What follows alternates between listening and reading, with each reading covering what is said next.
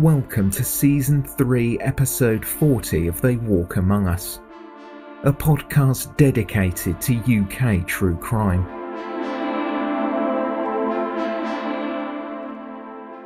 This is part 1 of a 2-part case. Listener caution is advised, as this episode contains adult themes and descriptions that some listeners may find distressing.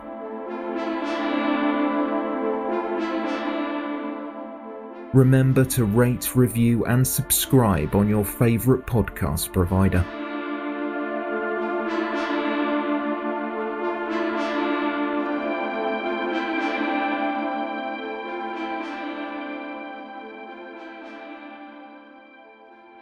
Joyce Bernard McKinney entered this world on August 6, 1949. A much-loved only child to her schoolteacher parents Davis and Marilyn McKinney, she was raised in Minneapolis, a small township in the southeastern state of North Carolina. After finishing school, Joyce left home to study drama. She kept the locals up to date with her achievements by writing to the weekly newspaper The Avery Journal, who were informed of every triumph or new role Joyce had received, no matter how trivial. They humoured her enthusiasm with small snippets of her accomplishments, with some titled Pirate Sweetheart at East Tennessee State University and Freshman Beauty at the University of North Carolina. In her early 20s, she travelled west across America and relocated to Provo, Utah, just over 40 miles south of the state's capital, Salt Lake City.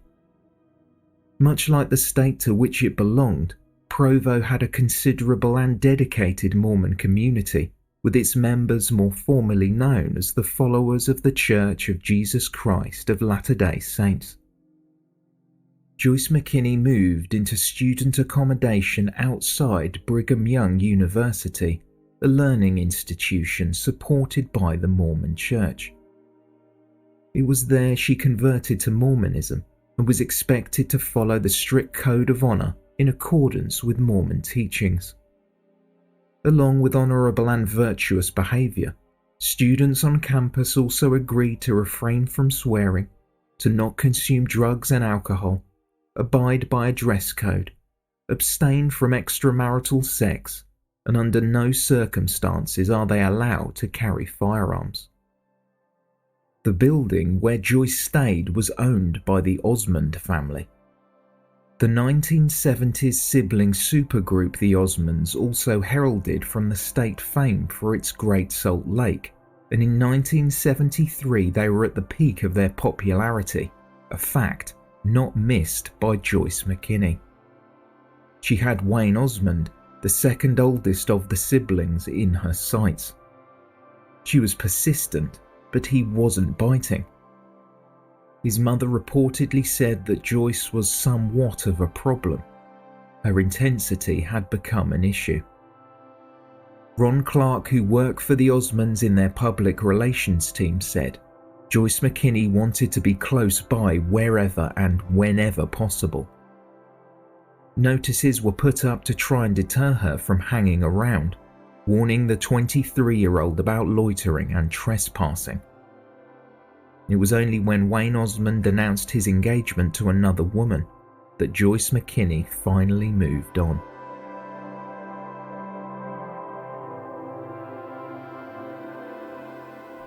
While in Utah, she twice entered the Miss Provo beauty contest.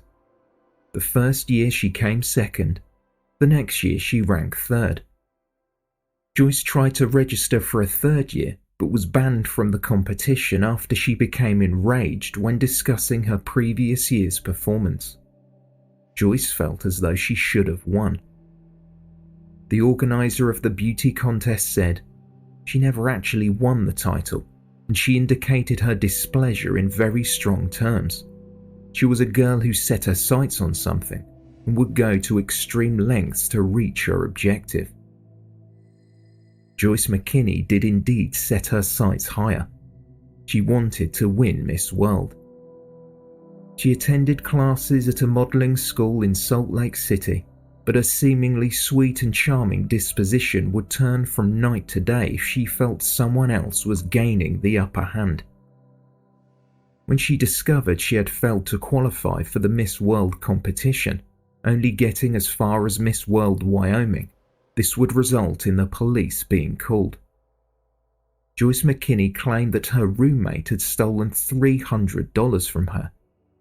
But not long after officers arrived to investigate the matter, the money mysteriously reappeared.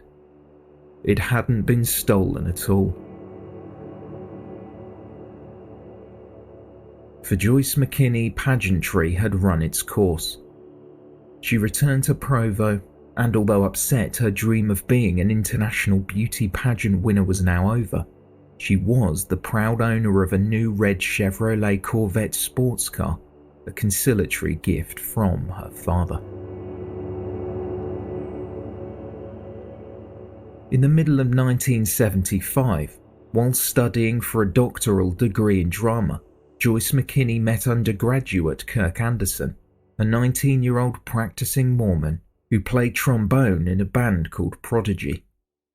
He was 6 years her junior and a fellow student of Brigham Young University. Kirk had pulled up alongside her at an ice cream shop and at first admired her car. It wouldn't be long until the two became romantically involved. Joyce would later say she lost her virginity to Kirk on a waterbed in her room, but felt guilty about what she had done, and the Mormon elders were eventually informed.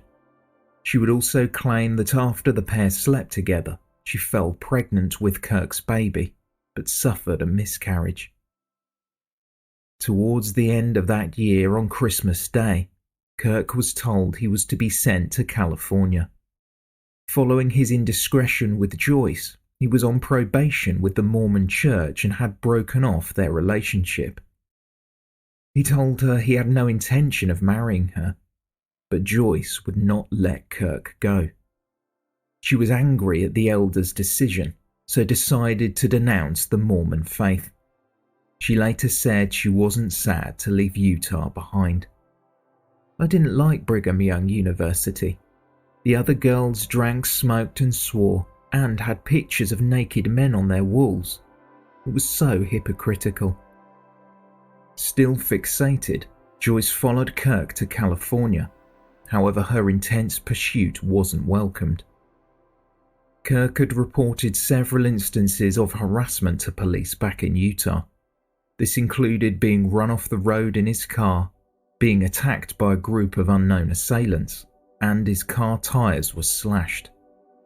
It wasn't long before he fled to Salem, Oregon, under an alias, Stephen Lewis Billings.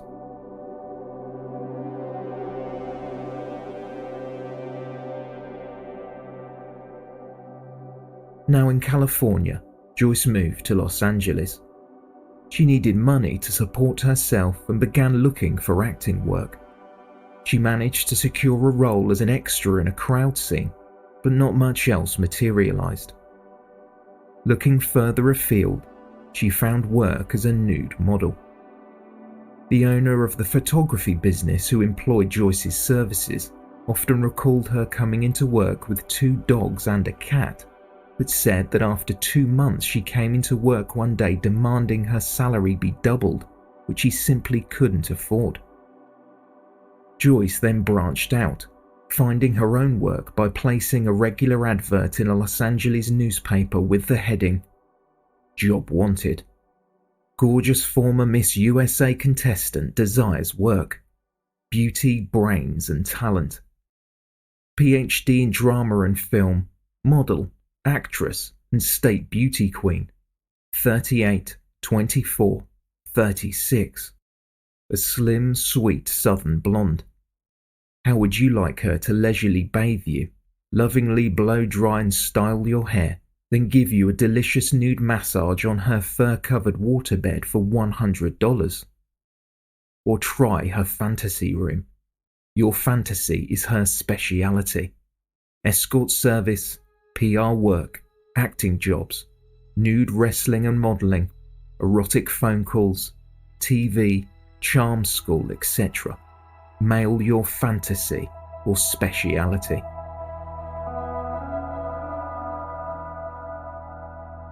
At the time, she was living with a new boyfriend, Steve Moskowitz, in a flat they shared, though he later confided they never actually became intimately involved. Through her ads, Joyce was making good money, enough after 18 months to hire a private investigator to find Kirk Anderson. She wrote to the detective agency and mentioned her loathing of the Mormon church and Kirk's punishment for their relationship. An extract of the letter read, "A Mormon missionary who has gotten a girl pregnant would be in extreme disgrace and bad publicity for their church. Therefore they would hide and deny this at all costs, so you must never mention me or the pregnancy to any of them. They are cold and hypocritical, as they condemn to hell anyone who is different from them and anyone who does not accept and live their faith. You can never imagine how horrible they treated me when I became pregnant by Kirk. The Mormons put us up before our congregation and scorned us and told Kirk to break our engagement because I'd given him my virginity. Kirk unfortunately listened to their wild story, i.e. that I was from Satan, and our innocent baby, a child of Satan, born of lust of the flesh, a bastard. They punished Kirk by shearing off his beautiful long hair in a ridiculous crew cut."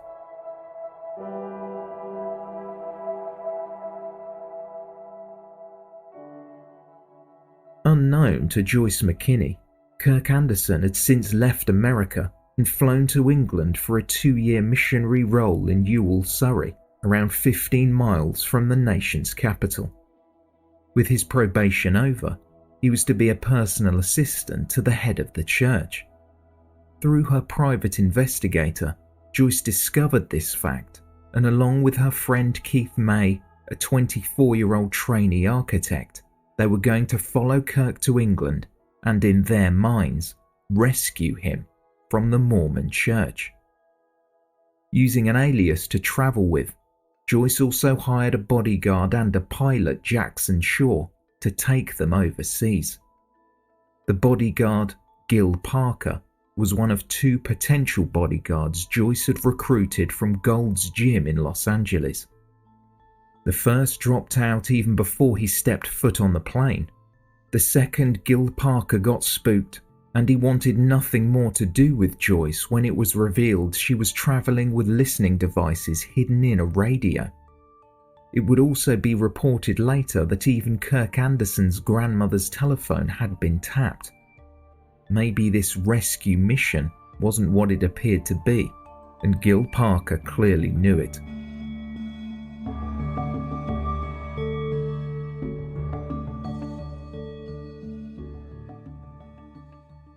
When they started surveillance on Kirk Anderson, the pilot, Jackson Shaw, removed himself from the rescue mission too.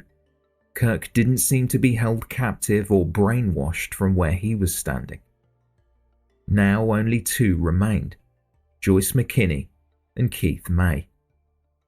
They employed the services of 2 London taxi drivers, Dennis French and Kenny Muslow, to ferry them around from place to place until they got their own car.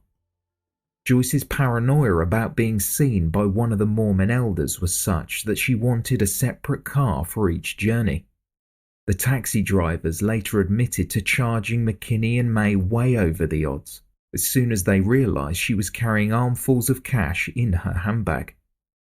Dennis French later said, "We con them rotten. Joyce had thousands of pounds to spend, so we thought we would help her. We didn't know what she was planning, just there was this crazy bird wandering around with a sack full of money."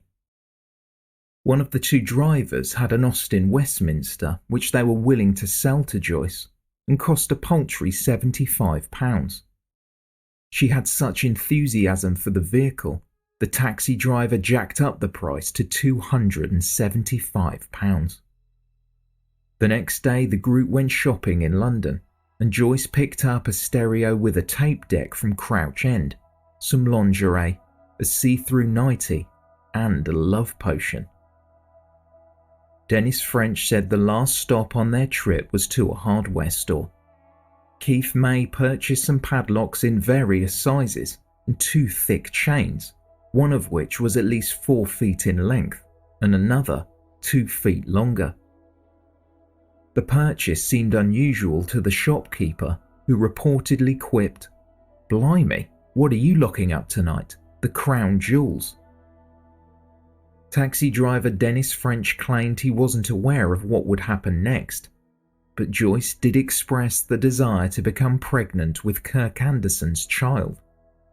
Dennis French exclaimed, "Why go to all that bother? I know a dozen blokes that will give you a kid for nothing."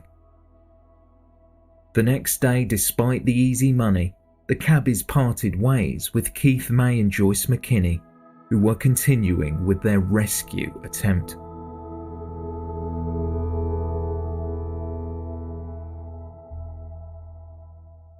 The now 21-year-old Kirk Anderson was standing outside the Church of Jesus Christ of Latter-day Saints in Ewell, Surrey, on September 14, 1977. He was getting on with his day, but had no idea he was being watched by the woman he had broken off a relationship with in his late teens. Around 1 p.m, Kirk was approached by someone that was known to him. The man, Bob Bosler, had recently expressed an interest in joining the Mormon church. As Bosler approached Kirk, he jabbed something metal into his ribs. Kirk looked down. It was a .38 revolver. He was ushered into a waiting car, and a woman with dark hair was sat in the front seat. It was Joyce McKinney, wearing a wig and holding a gun. Bob Bosler was in fact Keith May. A few moments earlier, a fellow missionary was on his way outside to talk to the potential convert, and he saw Kirk and a man armed with what he thought looked like a gun. He watched on as Kirk was bundled into the back of a car. A blanket was thrown over his head before the vehicle drove off.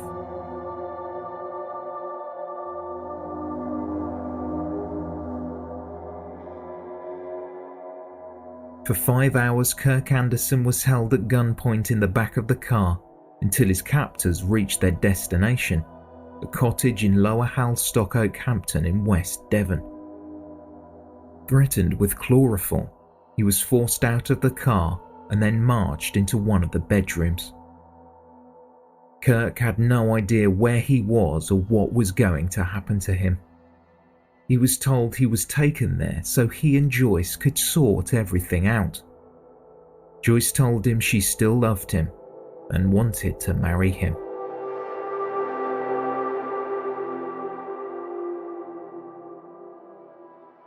While Kirk was gone, a number of newspapers reported on the disappearance of the missing Mormon. Bob Martin, Detective Chief Superintendent with the Surrey Police Force, stated, "We are very concerned for the safety of Mr. Anderson." The spokesperson for the Mormon Church believed Joyce McKinney was involved and said, "I know the kidnapping story is bizarre, but we are taking it very seriously. Mr. Anderson was subjected to a considerable amount of sophisticated harassment from this woman in America. Wherever he went in the States, he was always tracked down, presumably by inquiry agents."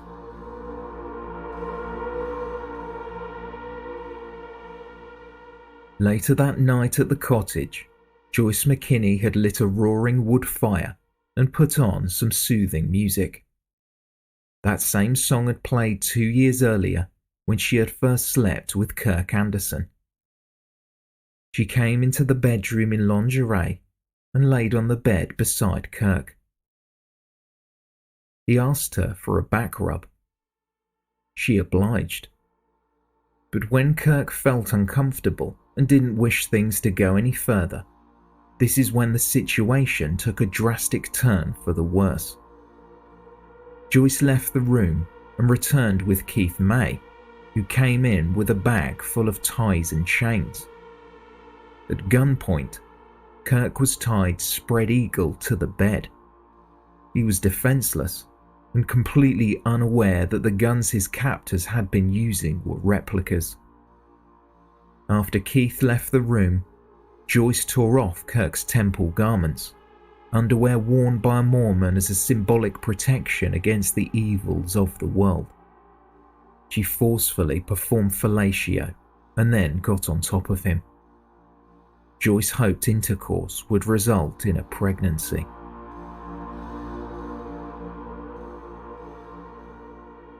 Kirk Anderson was held in the cottage for 3 days.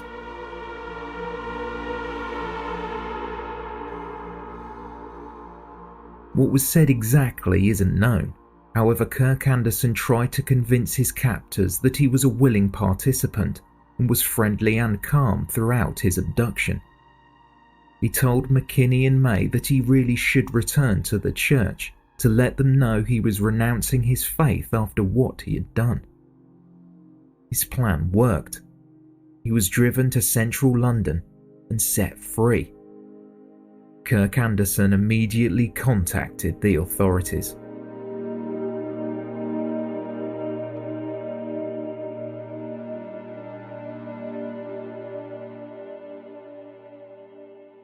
After Kirk reported his ordeal to the police, Joyce McKinney and Keith May were now fugitives. To aid in the search, authorities released the aliases they were known to use: Paul William Van Dusen and Bob Bosler for May, with McKinney using a string of names including Kath Van Bear, Catherine Van Dusen, Mrs. Bosler, and Heidi Kratzer. The police were almost certain the pair had not left the country. Keith May was described as 5 feet 10, slim build, with grey-blue eyes and streaked sandy-coloured mid-length hair which turned up at the back. McKinney was noted as a very attractive blonde with a pronounced southern accent. Some distinctive marks included a triangular-shaped scar on the right side of her face near her jawline and a curved scar behind her right ear. Police mentioned she could also be wearing a large pair of wire-rimmed spectacles with extremely thick lenses and a dark brown wig similar to the one Kirk Anderson saw her wearing outside the church.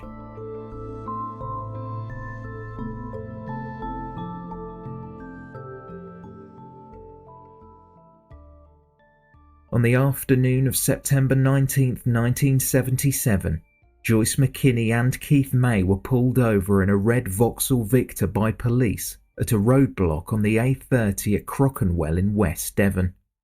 A sting operation had been set up after Kirk Anderson contacted his abductors, telling them he wanted to meet. Following their arrests, the pair were driven the 13 miles to Heathertree Road Police Station in Exeter, where officers from Epsom came to collect them for questioning. After the press heard of the arrests, Joyce McKinney was pictured crying in the back of a police van, clinging onto the window bars with one hand and holding a message on a torn piece of paper with the other. It read, "I am innocent. Please help me. Kirk framed me." Before it ended, "Give me an interview."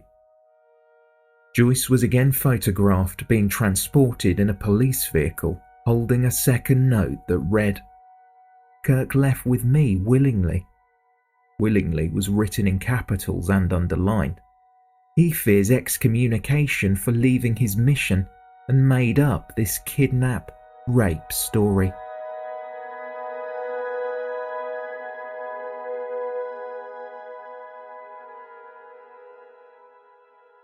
In an interview, Joyce McKinney told the Surrey Police Chief Superintendent that she had not kept Kirk Anderson hostage and spoke about the first time she met him. She said, "My heart did sort of flip-flops. I never forget the first quiver when I looked at him. I was so much in love. I drove 40 miles each day just to have lunch with him." She then described in depth her first sexual experience with Kirk Anderson. She spoke of how scared she was, and Kirk allegedly told her, "I want to see your blonde-haired babies running around the house."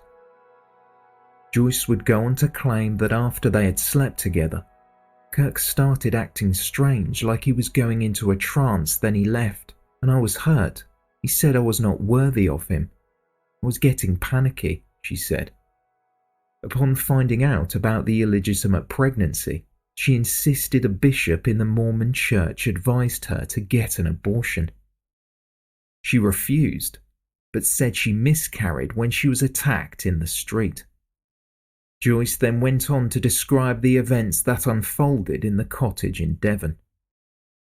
Mr. Anderson laid willingly while I tied him up. If I had not, this little 120-pound girl could not have tied up a 250-pound 6-foot 2-inch man. She claimed that Kirk said, "Put on something sexy for me." Joyce continued, "I put on a sexy nightgown and went into the bedroom with him. I took a shower, and when I came back he was under the covers, nude, so you know who did the seducing." Referring to her body measurements, Joyce said, "I don't have to beg for boys' services. I am 38, 24, 36. I don't beg. I was Miss Wyoming." Throughout the interview, Joyce did not draw attention to the fact she and her accomplice were armed with chloroform and replica revolvers.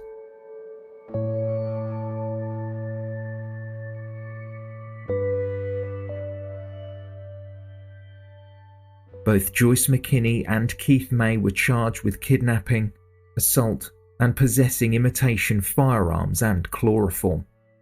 With each journey to the courtroom, Joyce cried, screamed, and pleaded with photographers, "Please, please, tell the truth, please, please ask Christians to pray for me." On October 13th, there was a short pre-trial hearing. Joyce McKinney and Keith May arrived following one of McKinney's all-too-familiar outbursts to the press outside. She instructed her defense counsel Stuart Elgrod to request the reporting ban be lifted for the court case.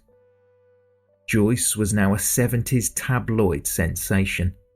The words blonde and beauty queen were paired with her name far more frequently than accused kidnapper and rapist. Elgrod made it absolutely clear that all charges would be disputed.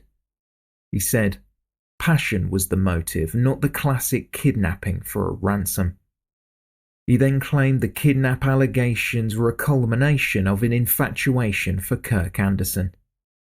He said, anything that took place while they were together took place not only with his active consent, but on occasion at his instigation.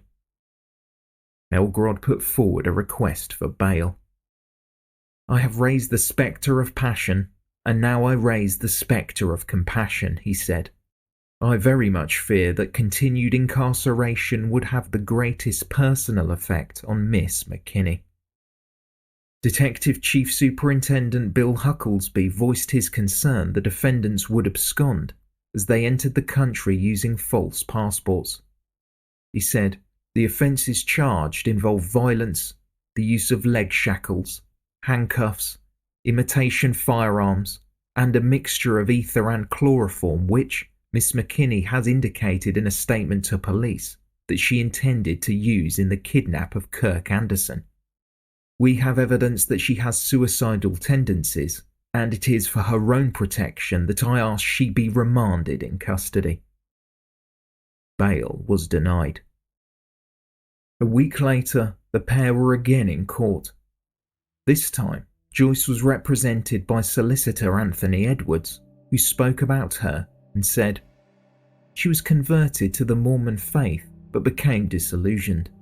She is very much afraid of retribution. She feels Mormons will take on her for going back on her conversion, but more so because she has tried to see a missionary who is training and who, at this stage, should not be associating with women." Edwards put forward a request for bail, again explaining away the false passport and the documents using the names of 8 different people Joyce McKinney had in her possession. The solicitor said she had used the documents to escape the Mormons and to see Kirk Anderson, who she was infatuated with. Once again, Detective Chief Superintendent Bill Hucklesby was present and requested bail should not be granted. Joyce McKinney's obsession with Kirk Anderson had not waned, and DCS Hucklesby feared she would, quote, interfere with his life. Her application was refused, and as she was put into a police van to be taken to Holloway Prison, she shouted to newsmen, "Read Psalm 109, verses 1 through 12. Part of it reads, "For the mouth of the wicked and the mouth of the deceitful are opened against me. They have spoken against me with a lying tongue."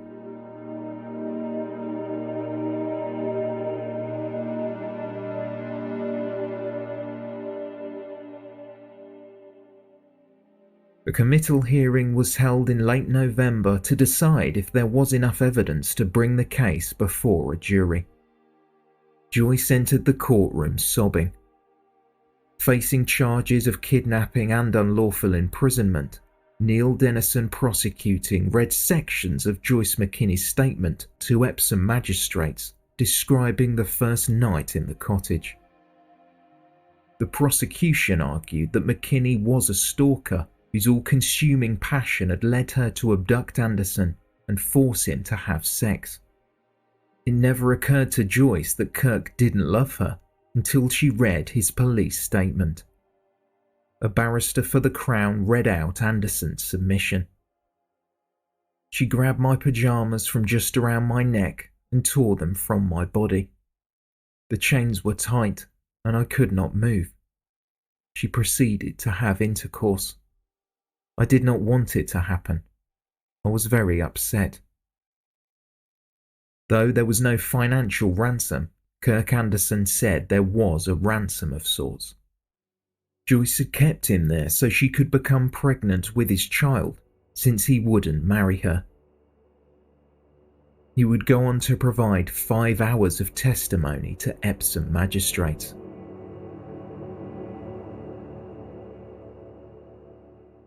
Kirk Anderson was asked why he didn't run away.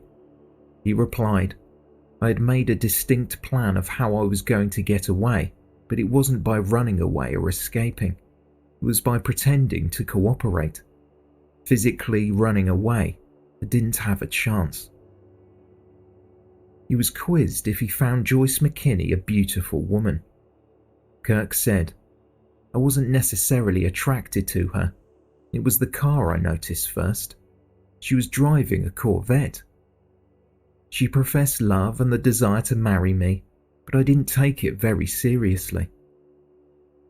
Kirk recounted what happened after he was kidnapped. "Miss McKinney came into my room. There was a fire in the fireplace and some music. She was wearing a negligee. She came to me and was lying on the bed. I mentioned to her I would like her to give me a back rub. She proceeded to give me a back rub. I realised she wanted to have intercourse. I said I would not. She left the room and came back a few minutes later." Joyce McKinney returned with Keith May, who at the time Kirk Anderson believed was called Bob Bosler. He had a red flight bag with chains and ropes, leather straps and padlocks, things such as that. I thought they were just going to restrain me.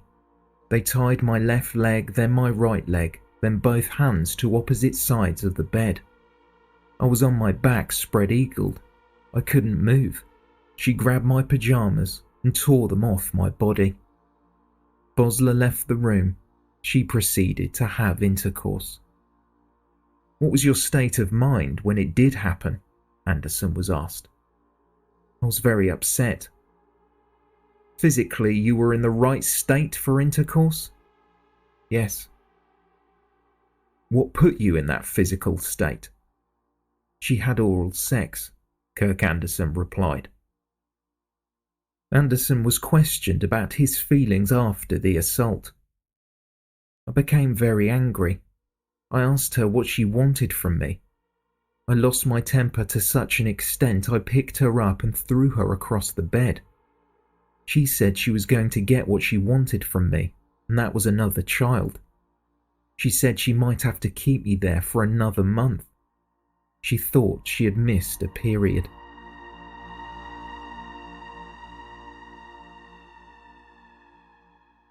asked about what sort of terms he was on with McKinney and May when they returned to London, and Kirk Anderson replied, "On the face of it, friendly. I convinced them that what I had done was so serious I should leave the mission." During the hearing, Anderson was cross-examined by Stuart Elgrod, Joyce McKinney's counsel. He asked how it would have felt being excommunicated from the church. Anderson replied, "It would have been a large disappointment," and then voiced his skepticism of Joyce McKinney's initial pregnancy claim. Elgrod showed the court Kirk Anderson's torn and tattered pyjamas. His one piece of underwear, a symbol of his chastity, had been burnt in a fire at the cottage. Along with his nightwear, a piece of blue rope found at the scene had been stained with a red liquid. Kirk Anderson said he believed the marks were blood from Joyce McKinney, who had managed to cut her hand.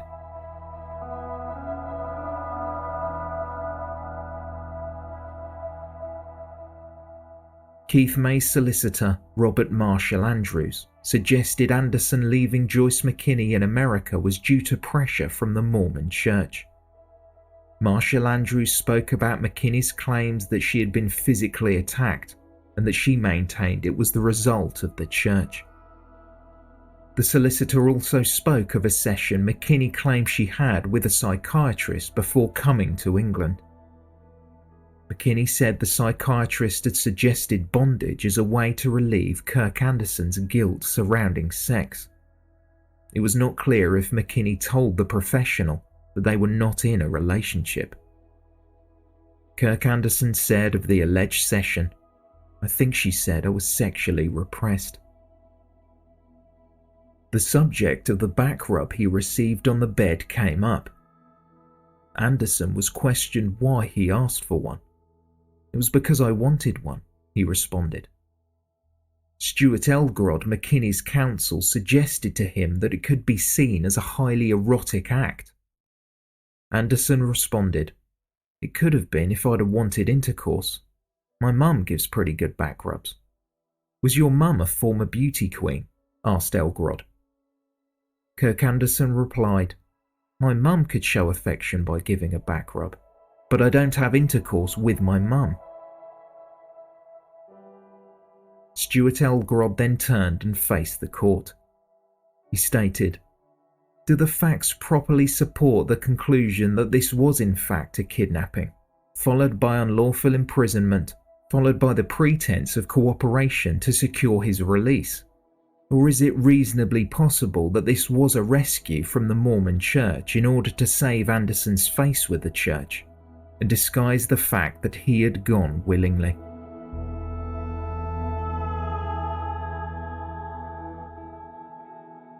Defendant Keith May told the court that he was chosen to help Joyce McKinney because he held a pilot's license. She planned for him to whisk her and Kirk Anderson off on their unofficial honeymoon after they had consummated their relationship once more.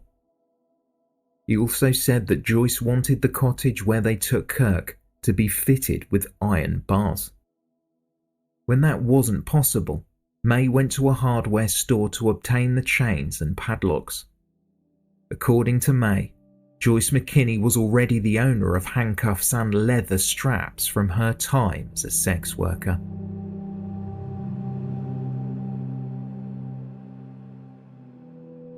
Joyce McKinney's solicitor Anthony Edwards told Epsom magistrates that his client feared revenge from the Mormon Church. He said, "Fear is not only in her mind, she had a car seriously damaged. She believes by Mormons."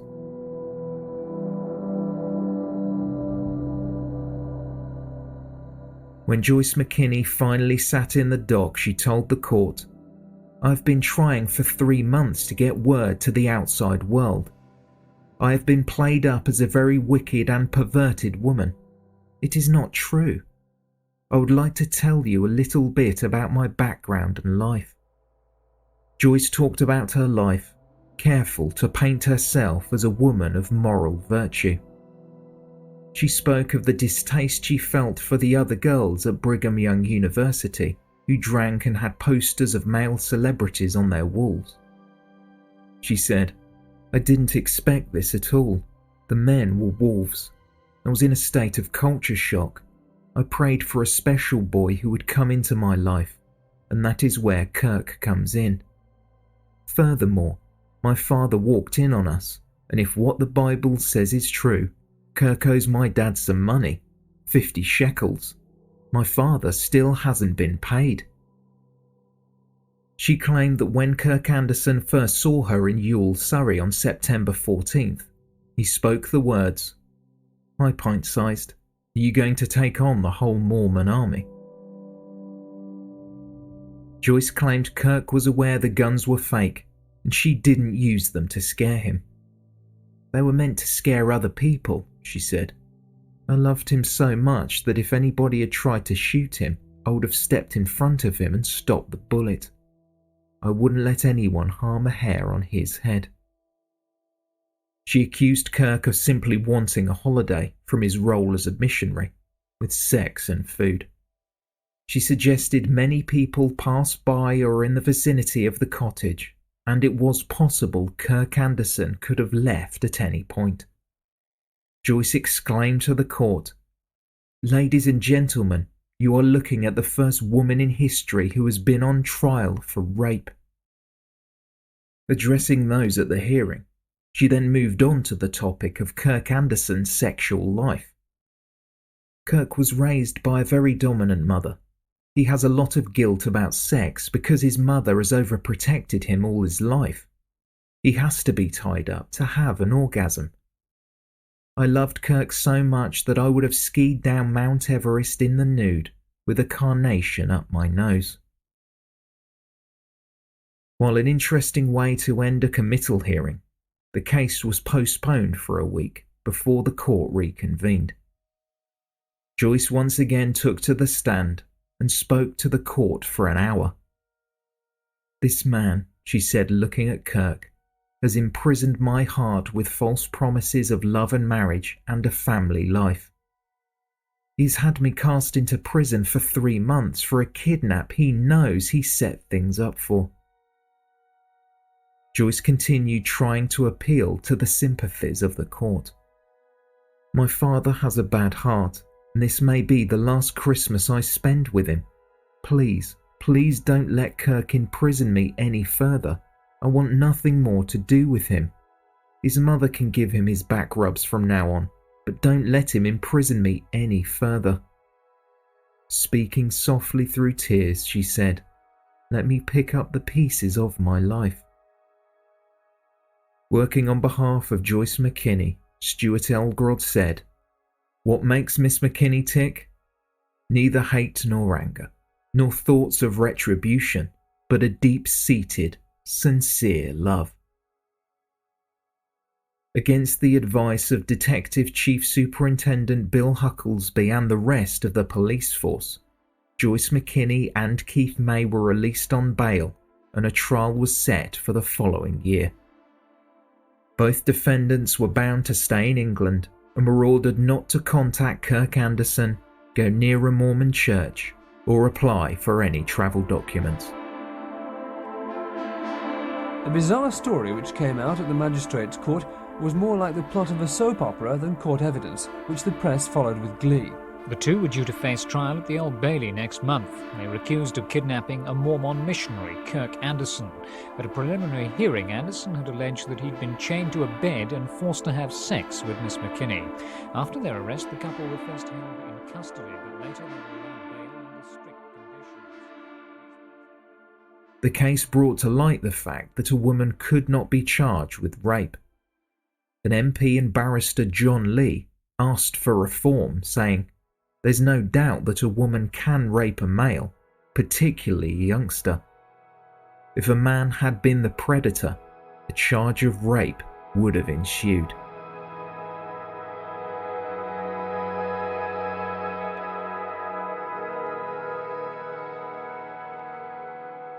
This is the end of episode 40. To hear more about the trial, the fallout from the case, and information on those involved, please tune in next time.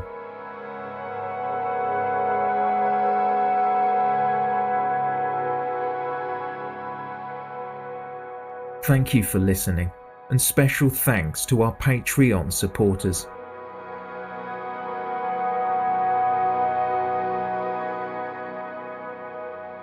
You can now pre-order your copy of our new book, They Walk Among Us, available on Thursday, May 30th, 2019, in paperback, ebook, and audiobook.